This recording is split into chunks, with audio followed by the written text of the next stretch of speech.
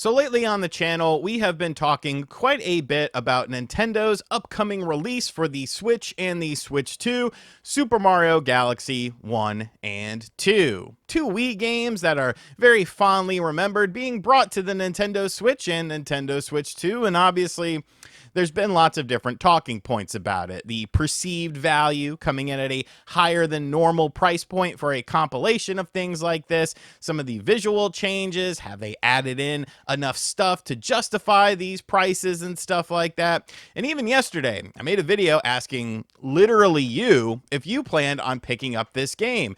And the results were kind of a bit split. Some people just flat out said, no, I'm not picking these up. I have no reason to. I don't want to buy them at $70 and feed into Nintendo's egregious price point of this game. But some people are definitely much more open-minded. And once again, there's not any sort of right or wrong answer. This could be the first time that somebody's ever played these games. This could be the first time that they've played these games since the Wii, and they want to relive some nostalgia. Now, for you and me and certain people watching this video, it would be easy to just boot up an emulator and play these games on there and have even better visuals. But of course, not everyone is willing to do that. I understand it. Some people like the convenience of being able to play it on the Switch or the Switch 2. I once again understand that as well. For some people, these were their first Mario games, so any sort of re-release is obviously going to be very special, much like how Nintendo used to re-release stuff during that Wii era of the old stuff that the old people played and grew up playing. Well, what if I was to tell you that Super Mario Galaxy 1 and 2 reviews are in and it's one of the best games of 2025? According to Metacritic. Now, of course, I recently made a video on Metacritic over on the second channel expressing some of my concerns. I did see a lot of you guys telling me about certain websites that I was not familiar with, that they are established entities. And like I said in that video, it could have been a bit of an old man yelling at a cloud, but I do think my point on the ever-revolving door of people who work at these companies does kind of lend a bit of credence to what I was saying when it came to a lot of Metacritic reviews and how highly regarded these things are held when it comes to not only individuals playing these games, but the companies themselves and the ones that are deciding who gets bonuses. Some companies literally give you a bonus depending on how high your Metacritic score is.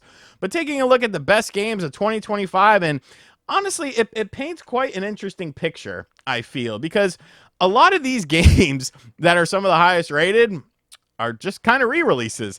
We have Tears of the Kingdom and Breath of the Wild being the highest rated games. When it comes to new games, we have Hades 2.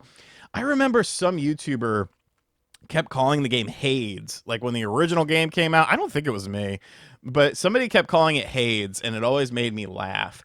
Claire Obscure, Expedition 33, also a new game. Blueprints, Hollow Knight, Silksong, Split Fiction, Donkey Kong Bonanza, Trails in the Sky, Despelote. Big fan of Despelote. I know a lot of you guys have played Despelote.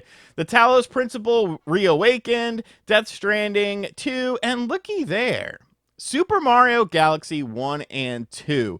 The 13th highest rated game, right up there with other games that are in the top 10 or at the cusp of the top 10, such as Despelote. I don't really know anything about this game, but I really like saying the name. Despelote. But in 89, like that's pretty damn high when you actually look at this there's Xenoblade Chronicles X. Like, is this saying something about new games? There's not enough new games coming out. The new games aren't as good as the old games. That's a topic for another day, but that's something I have brought up from time to time because it is very strange to see a lot of these older games and the re-releases of them now getting a chance to shine on modern platforms to the point of where they're like considered the best games of the year. But coming in at 89, something I do find a bit interesting. Get out of here, FC26 advertisement. We know what you're doing, EA. EA is gonna come out, EA Sports. It's in the game. Remember how they used to do that? Now it's gonna come out EA Sports, and Muhammad Hassan's theme is gonna say, it's just jokes, people. I love the Muhammad Hassan theme song. I think it's a freaking banger.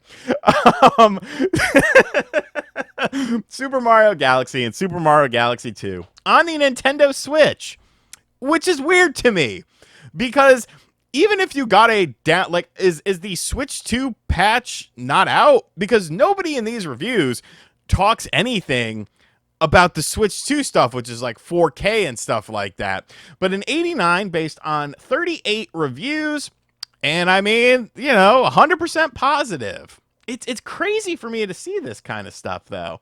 Because I get it. Like, they are classic games. They are classic games, but they're also older games. And I played Super Mario Galaxy to death. I loved that game when it came out on the Wii a long time ago. And I never played Super Mario Galaxy 2 because I had kind of just moved on from the Wii at that point. So really, to me, that's kind of the mystery. That's kind of the mystique with this, collection is playing that game. And I guess seeing some of the visual changes, upgrades, downgrades, depending on who you ask when it comes to these games. But places like Shaq News, it's the best thing ever. I guess they do a lot of Shaquille O'Neal coverage there. Eurogamer Germany, VGC, best, awesome, so good. Player 2, is that a big website? I'm just asking if Player 2 is a big website. Nintendo Insider, no bias there. Definitely a reputable source. I'm just kidding. God, don't get mad at me. Metro Game Central, Gaming Bible, Voxel, a Spanish website. I'm not going to try to say that. Sector.sk, prevalent. I always look for Sector SK and what they have to say. My Nintendo News, Nintendo, Nintendo Life, all these places love it.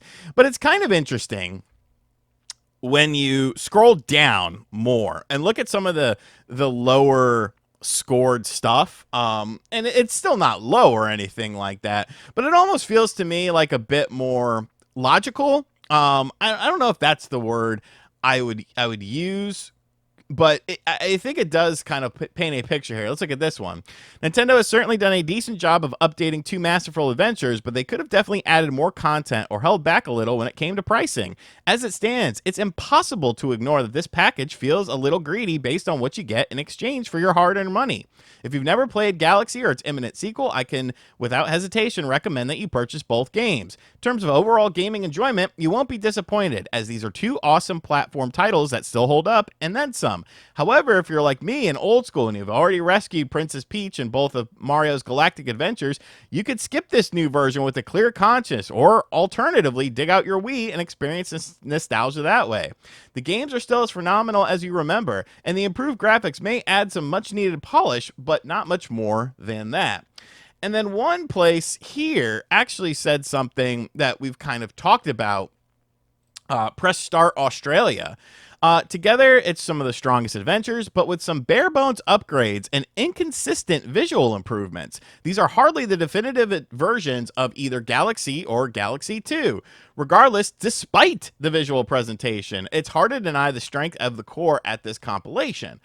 So that's something I find very interesting, because not many other places have really said that sort of thing, and you got to wonder, like, is there some nostalgias or some brand loyalty potentially taking place, within these things? Obviously, if you have Nintendo in the name of your website, it's easy to expect that to be a little bit of a higher score, much like you see with a lot of Xbox and PlayStation sites when it comes to exclusive there. I'm not saying that their opinions are not justified. I'm just saying that if your, primary focus on a website or something is a specific console, then, and I get it, you could easily point the finger at me and say, well, you worked at Nintendo Enthusiast, so wouldn't you be guilty of that as well? And, maybe there was some stuff that I overscored from time to time because I was either a fan of the franchise or a fan of the game and stuff like that. Like, it does happen. At the end of the day, it's just someone's opinion. You know what I'm saying? People have biases. People have preferences. And then this one was kind of interesting, too. I missed the Virtual Console days when your new Nintendo console came with a potentially vast library of classic games at very approachable prices. Now we're caught between paying a subscription fee for drip-fed retro catalogs and paying top dollar at retail for games considered too new for Nintendo Switch Online, but too old enough that they need retouching. Thing is, I've been ecstatic at being able to jump back into these games, Mario Galaxy 2 especially, and what's here is perfectly fine way to play or replay them. I think we should just be glad that Nintendo is right adverse to the whole Unreal Engine 5 remake path, and I agree with that on here. But I just feel like some of these, reviews that are 8s or lower, I feel like people are gonna want to like, you want to hurt Nintendo, and it's like, no, man. It's just maybe this person reviewing it, is a bit older, is a bit more familiar with it, is looking at the bigger picture. Because when it comes to game reviews, I mean, there are some people that do not factor price into anything. I know that for a fact. They look at the games and what the games are, and no matter what the price is, they base it on that, which can be good in some instances, but it can be bad in other instances. To me, I think price point is a very important part of a review, because I'm not going to hold a $5 to $10 game at the same standard that I'm going to hold a $70 or $80 game. You know what I'm saying? It's obvious the development cost, the size of these teams that, made the game are vastly different.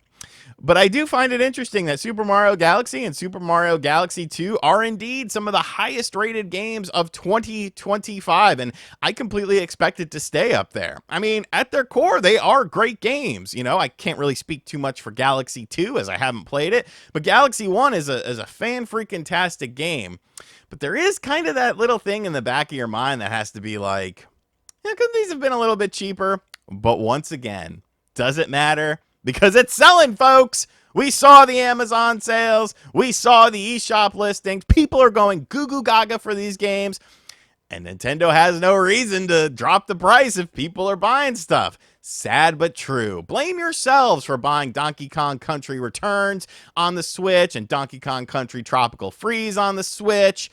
Because it's your fault, really. Like, it's your fault for paying $60 for $50 games. At least with Xenoblade Chronicles X. That's a huge game. I can justify it.